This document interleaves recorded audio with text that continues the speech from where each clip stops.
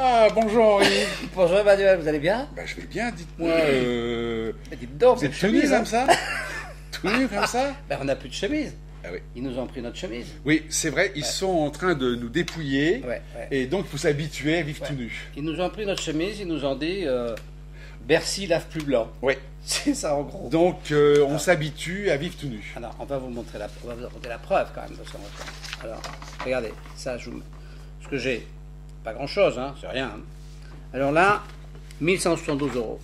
C'est rien, ça. C'est joué petit, ça. Là, 553 euros. Henri. Henri. Ça, 1932 euros. 1554. 4219. 18 Bon, 778. ça commence à 2000. 4000. 4219, c'était là, on les a déjà vus. 1231. 144.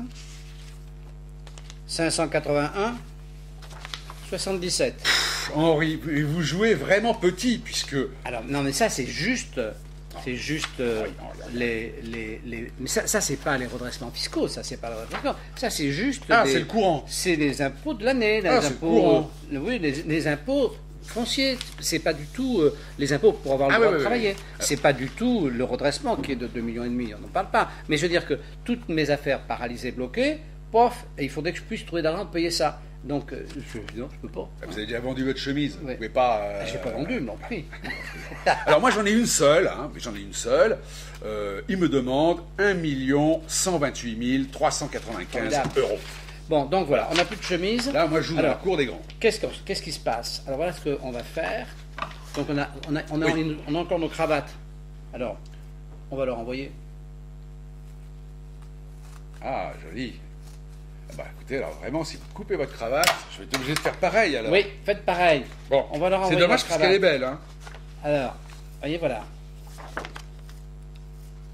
Alors, voyez, on va envoyer ça donc à notre ministre. On leur lui ceci.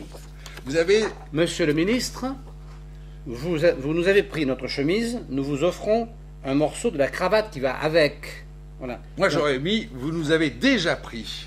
Vous nous avez déjà pris. Déjà pris notre chemise. Voilà. Alors, donc, toc, toc, on met ça, et voyez, on met ça, l'adresse, donc, Monsieur le ministre des Finances, voilà. Donc, on va lui envoyer ça, et en même temps, on va lui envoyer la vidéo de notre petite journée. Et alors, on a reçu une lettre. Donc, Vous avez reçu, peut-être, oui, on a reçu une lettre. Eh bien, lisez-la, tenez. Ah, messieurs... Alors, faut regarder. Ah oui, alors faut- c'est donc Éléonore Sapinette, ministère des Finances, Télédoc 151, 139 rue de Bercy, 75 572 Paris, CEDEX 12. Alors, c'est adressé à messieurs Henri Dumas et Emmanuel Bolling, SDF dans le Sud. SDF dans le Sud, oui, France. ils sont informés quand même. SDF dans le Sud. Bonjour messieurs, je me présente, je m'appelle Éléonore Sapinette, je suis à Sapin ce que les Claudettes étaient à Clo-Clo.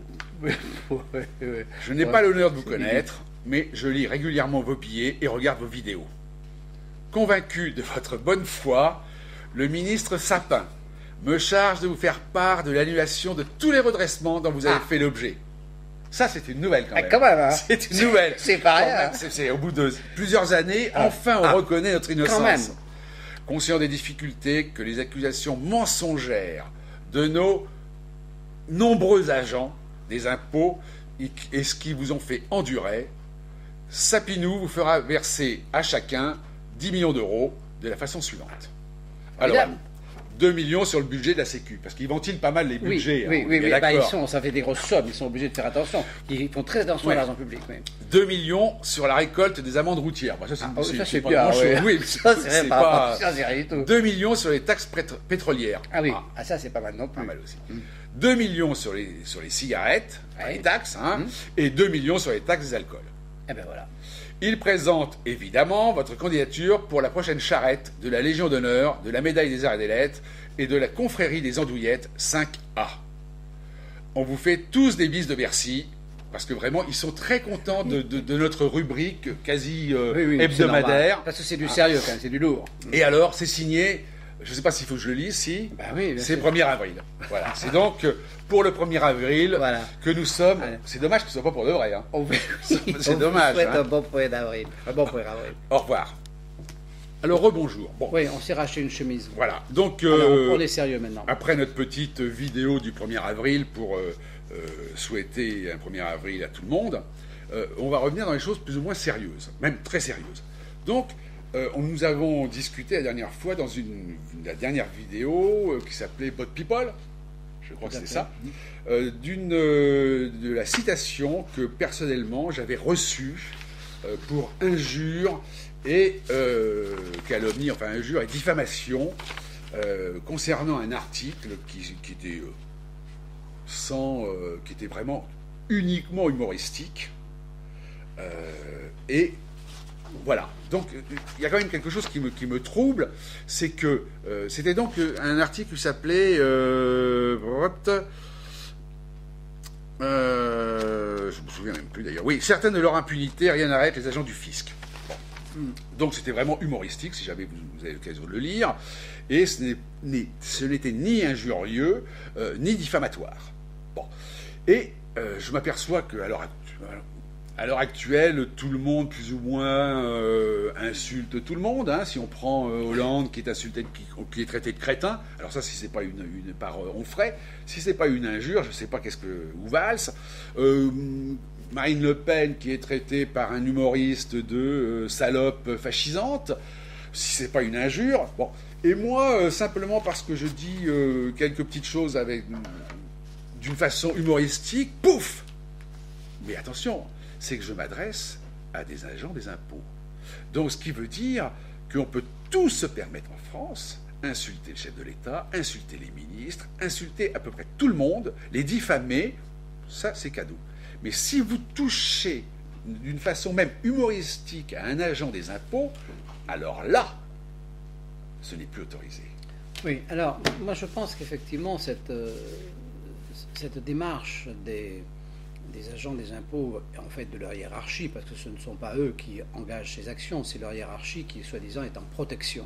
Et en plus, c'est nous qui payons leurs avocats. Ouais. Alors, cette démarche, je la trouve tout à fait désagréable, parce que enfin, pas désagréable, c'est pas le mot, je la trouve incohérente, parce que ce blog que vous regardez, quelques-uns qu'on écrit depuis maintenant, moi, 5 ans, ensemble depuis 2 ans, c'est pas quelque chose, je pense que c'est quelque chose que ces gens devraient respecter, parce que, au-delà de ce qu'ils nous font, et dont on aura à rediscuter bien sûr, je pense que notre réaction, elle est quand même empreinte d'un minimum de courage, mais aussi d'une croyance dans l'humanité. C'est-à-dire que notre blog, on ne passe pas notre temps à ne parler que de nos affaires. On les prend comme exemple, mais en réalité, on parle des rapports entre nous tous, c'est-à-dire entre ce qu'est l'État, les besoins qu'il a, comment il s'y prend pour récupérer des sous, comment il ment, comment il triche, pourquoi il ne faut plus qu'il mente, pourquoi il ne faut plus qu'il triche, pourquoi il faudrait que ça se passe autrement. Enfin, on a quand même je pense qu'on ouvre le débat d'une manière large, je pense tolérante, parce qu'on n'est pas, on montre du doigt ce qui ne va pas, mais bon, on n'a jamais dit qu'on était contre l'impôt, on n'est pas comme, entre guillemets, des poujadistes. Donc, si vous voulez, je trouve qu'on a le droit d'être respecté, je dirais, comme des créatifs, parce que notre blog, c'est une œuvre. Alors c'est une œuvre d'aujourd'hui, c'est pas effectivement, on aurait fait ça il y a 150 ans, on aurait fait des écrits, on aurait publié, soit avec des prospectus, soit dans des journaux, mais enfin, aujourd'hui c'est plus le cas, aujourd'hui c'est le net sur lequel on s'exprime.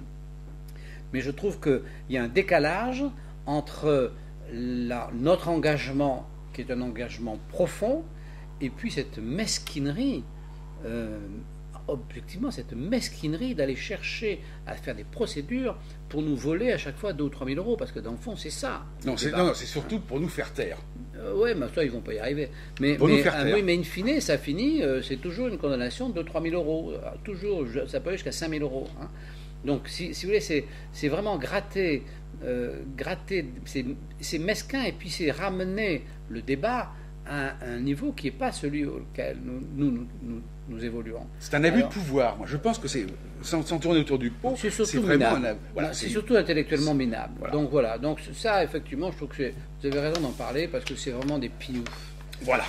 Alors, ça, c'est pas une insulte, c'est un constat. Alors après, pour finir mon dossier personnel, je parlais tout à l'heure de 1 200 000 € que me réclamait la DNVSF concernant le redressement fiscal de la locomotive. C'est un redressement qui découle sur moi, effectivement. Donc ce redressement a été quand même c'est quelque chose quand même d'assez rigolo. Donc je vous rappelle que le tribunal correctionnel m'a exempté, que après je passe au tribunal administratif qui me lamine à 100%. Je repasse devant la première cour, une première fois devant la première cour d'appel administrative, qui rejoint le tribunal correctionnel et qui donc m'exempte. Mais ça va pas pour les impôts, puisqu'ils ne peuvent pas avoir tort. Donc il me renvoie encore une nouvelle fois devant une cour d'appel administrative, toujours à Paris, et celle-là, allez hop, me taxe de 50%, 50-50, voilà, c'est ex aequo bono, c'est l'expression, donc ça ressemble plus à rien, mais voilà, pour moi c'est une victoire à la Pyrrhus, parce qu'en fin de compte, elle me coûte 1,2 million. Non, mais ça ressemble à quelque chose. Et donc, tout ça, évidemment, puisque les impôts ont toujours tenu Mordicus qui voulait les 100%, ils ont crevé ma société par toutes ces contraintes que j'ai eues pendant 15 ans. Et maintenant que je n'ai plus rien, etc., ils me demandent de payer 20 ans après 1,2 million. Bon, je ne sais pas d'où je vais les trouver puisque je n'ai plus rien. Bon. Donc, j'ai fait un recours, parce qu'il y a quand même quelque chose qui n'est pas normal. J'ai fait un recours chez eux ils m'ont envoyé balader, donc je suis obligé d'aller au tribunal administratif.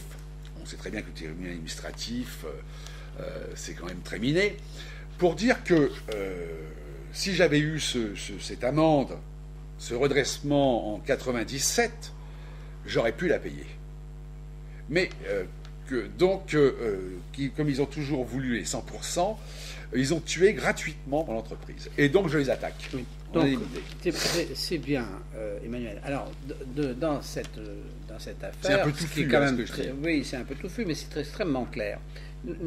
L'avantage que vous avez, ce que vous représentez, qui est très important, vous représentez la preuve absolue que le redressement fiscal n'est pas suite à une fraude fiscale, mais que c'est bien un surimpôt. Parce que on vous accuse de dissimulation de recettes. Oui. Bon, c'est le motif initial de ce redressement fiscal. Le seul habilité à dire si la dissimulation de recettes est un délit, le seul habilité à le sanctionner, c'est le tribunal correctionnel. Le tribunal correctionnel a dit non, il n'y a pas de dissimulation de recettes. Et le fisc continue l'encaissement. Donc, le motif initial était faux.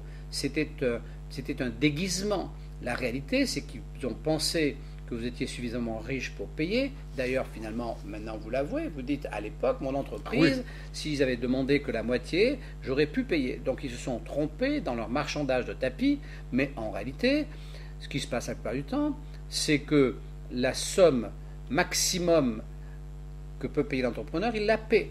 Mais c'est une somme qui ne repose sur rien, ça n'est pas dû. Donc là, on a la preuve absolue que ça n'était pas dû, on a la preuve absolue qu'il n'y a pas de fraude fiscale, on sait, puisque le tribunal correctionnel a dit qu'il n'y avait pas de délit de dissimulation de recettes, donc il n'y a pas de délit, donc il n'y a pas de dissimulation de recettes, malgré ça, il y a impôt. Et c'est pour tout le monde comme ça. Donc, si vous voulez, quand ces gens arrivent, vous devez payer une partie de ce qu'ils demandent, même si vous ne devez rien. Et quand vous ne devez rien, et quand vous dites, comme moi je l'ai fait, ou comme vous l'avez fait, vous dites, mais attendez, moi je ne paierai rien parce que je ne dois rien, eh bien, vous devez être assassiné. Parce que vous ne pouvez pas dire une chose comme ça. Là interviennent les fameuses lettres de cachet. Voilà. Alors là intervient toute la chaîne, y compris les magistrats. Saisie de ceci, saisie de cela. Vous détruit. Voilà. Donc, c'était ça, finalement, le but de l'opération. Bien. Alors, on a donc fini avec nos petites affaires. Donc, je voudrais vous parler d'un livre qui est que j'ai trouvé tout à fait intéressant. Ah, vous êtes encore sur le nazisme. Oui, alors voilà. Donc, qu'est-ce qui se passe en ce moment, en série, sortent des livres sur l'époque nazie. Pourquoi? Parce que tout le monde se rend bien compte que notre époque est un peu semblable dans ses tourments, dans ses questionnements, à cette époque-là. Alors, cette époque-là, de cette époque-là est sorti le nazisme. Ça ne veut pas du tout dire que de notre époque va sortir le nazisme ou autre chose d'équivalent. Mais en tout cas, ce qu'il y a de sûr, c'est que nous sommes dans une époque extrêmement troublée, où la justice, où l'équilibre, où la tolérance risque effectivement de disparaître avec l'eau du bain. Alors ce livre, il est très bien. Donc ce monsieur, il s'appelle monsieur Jean-Louis Vuillierme, et ça s'appelle Miroir de l'Occident, le nazisme. Alors ce livre, il mérite vraiment un moment d'attention parce que dit cet homme? Cet homme dit, le nazisme, ça n'est jamais qu'un enfant de l'Occident. Ça n'est pas quelque chose qui est arrivé comme ça parce qu'un type est arrivé sur la Terre qui s'appelait Hitler et qui était peintre de pas très grande qualité, artiste peintre. Non, le nazisme, il n'a fait que reprendre des pensées profondes. Alors, dans ce livre, on apprend que Henry Ford, par exemple, était un antisémite vraiment très violent. On apprend que le racisme était aux États-Unis quelque chose de parfaitement accepté, officiel. On apprend que Hitler ne voulait faire finalement en Russie que ce que les Américains avaient fait aux États-Unis, c'est-à-dire éradiquer les populations sur place, donc les Russes, comme les Américains avaient éradiqué les Amérindiens, et puis prendre l'espace pour en faire les États-Unis de l'Allemagne. Donc on apprend tout ça, donc on s'aperçoit que Hitler n'est pas le découvreur d'une pensée. Donc ça, c'est vraiment très intéressant. Mais après, dans ce livre, alors je veux vous lire quelque chose, parce qu'il y a quelque chose qui est absolument... qui explique tout, qui est effrayant. Ça va être un petit peu long quand même, mais c'est intéressant. Et 1 page et demie. Hein. Ouais, non, 1 page. Le devoir, alors voilà, c'est Himmler qui s'adresse au SS. Et il dit, le devoir peut conduire à sacrifier ses propres compagnons d'armes quand ils ont failli. Il peut contraindre à accumuler des monceaux de cadavres pour éliminer un peuple qui cherche à vous tuer, pour mettre fin à une épidémie morale. Mais ce devoir est répugnant. La plupart des gens ne le supporteraient pas. Ils entretiennent avec lui un rapport théorique verbal. Leur approbation idéologique est extérieure. Ils ne résisteraient pas au contact des réalités corporelles. Il est facile de vouloir exterminer tous les juifs, mais il est difficile de ne pas vouloir sauver celui que l'on connaît personnellement. Les Allemands antisémites n'ont pas la moindre idée de la réalité physique d'une extermination. Cela demande une catégorie particulière d'hommes, non pas des barbares, des pillards ou des assassins, mais tout à l'inverse, des hommes qui placent si haut leur devoir moral, qui se rendent si purs à l'égard des tentations humaines, qu'ils agissent comme des médecins, des magistrats entièrement désintéressés. C'est cette force intérieure, réglée par le devoir, qui rend possible de surmonter le dégoût physiologique et permet de s'endurcir suffisamment. Alors que chez l'homme moyen, le corps est vaincu par la vision de l'horreur, chez le SS, l'âme peut dominer le corps. Pas mal, hein? C'est intéressant, parce que... c'est intéressant. Donc, si vous voulez, c'est quand même, je suppose, ce qu'on explique à nos agents du fisc. Alors, c'est pas la même démarche, parce que c'est pas un charnier qu'ils vont avoir à affronter, mais ils sont quand même parfaitement conscients quand ils viennent chez nous qu'ils nous ruinent. Ils ne peuvent pas ne pas le savoir. Ils savent parfaitement le mal qu'ils font. Ils savent parfaitement que lorsqu'ils nous ont pris notre chemise, ils savent très bien dans quelle situation on est. Quand aujourd'hui ils vous poursuivent, Emmanuel, alors que vous n'avez plus rien, et qu'ils continuent, et que quand ils ne peuvent pas saisir la retraite, ils attendent qu'elle tombe sur le compte en banque, parce que là, ils peuvent la saisir, alors qu'ils n'ont pas le droit à la caisse de retraite. Mais dès qu'elle arrive sur le compte, ils la saisissent, et qu'en la saisissant, ils vont la saisir, ils pourraient la saisir 50 ans ou 100 ans, vous n'auriez de toute façon rien, c'est-à-dire qu'ils ne poursuivent plus une créance, ils poursuivent votre destruction physique, parce que vous devez disparaître, parce que vous ne pouvez pas être là et témoigner de leur saloperie. Bon. Alors ça, c'est quand même grave. Alors ce livre était absolument clair. Alors après, il y a un endroit où moi, je ne suis pas d'accord avec cet homme, parce que tout d'un coup, il assimile, et c'est ça qui me trouble un peu, tout d'un coup, il assimile... Vous n'êtes pas d'accord avec Himmler? Oui, je ne suis pas d'accord avec Himmler, mais je ne suis pas d'accord avec M. Vuillierme, parce qu'à un moment donné, il assimile le libéralisme. Alors, il dit, j'ai cru nécessaire pour ces raisons de regarder l'Ouest en face. Il a engendré nazisme, libéralisme, communisme et fascisme. Je ne vois pas ce que le libéralisme vient foutre au milieu du nazisme, du communisme et du fascisme. Ça, pour moi, c'est une énigme. Parce que j'avoue que je comprends mal. Il faut lui écrire. Je comprends mal. À un moment donné, si vous voulez, je pense qu'il n'a pas lu von Mises. Ça, c'est un peu dommage. Parce qu'à un moment donné, il pense, il dit, il exprime que la bureaucratie n'existe pas que dans l'État, qu'elle existe aussi dans les entreprises. Et que donc c'est la même chose. Mais non, c'est là toute la différence du problème. Toute la différence du problème qui est très bien expliquée par von Mises, c'est que la bureaucratie, dans le monde économique libéral, elle fait remonter à la tête les émotions d'en bas, du consommateur, parce que dans le monde libéral, l'entreprise ne peut pas exister si le consommateur n'achète pas. Ça, c'est sûr. Parce que si elle fait un produit que le consommateur n'achète pas, elle disparaît. Donc la bureaucratie du monde libéral est chargée de faire remonter à la tête les informations de la base. C'est de la démocratie. Alors que la bureaucratie dans un système politique est chargée d'imposer à la base les décisions de la tête. Ouais. Donc c'est tout à fait l'inverse. On a déjà fait un vidéo là-dessus. Donc je pense que sur ce point, M. Vullière... Jean-Louis, oui. est à côté de la plaque. Appelons-le Jean-Louis. Est à côté de la plaque. Quand même beaucoup plus intelligent que nous, puisqu'il a fait des tas d'écoles. Alors j'imagine, vous comprendrez qu'il a fait l'école normale supérieure. Bon, donc c'est peut-être ça qui explique un peu. Il est agrégé de philosophie, docteur en droit, et il est enseignant. Bon, quand même, je veux dire, c'est pas n'importe qui. Mais là, moi, je trouve que autant le reste, j'ai trouvé passionnant, parce que ce livre est vraiment très intéressant, autant cette partie-là, ça m'a un peu gêné. Bon, enfin, ça vaut 9,5 sur 10, quoi. Oh non, ça vaut 10 sur 10, on peut ne pas être d'accord. Non, ça vaut 10 sur 10. C'est un très beau livre, c'est un livre très intéressant. Mais on n'est pas obligé d'être d'accord sur l'intégralité du livre, on a notre droit. Et ce n'est pas une critique, hein. Enfin, c'est une critique, mais c'est un constat plutôt de différenciation. Alors moi, je vous conseille de lire mon dernier ouvrage, Tribunal administratif, ma citation TGI et mon gros dossier de la DNEF. Ouais. À la semaine prochaine. Vous n'arrivez pas à sortir de vos problèmes personnels. Il faut les survoler. Bien sûr. Eh bien, c'est indispensable. Nous survolons. Bon, eh bien, je vous dis donc, je vous souhaite un bon 1er avril, et puis je vous dis à la prochaine fois. Au revoir. Au revoir, Monsieur Sapin.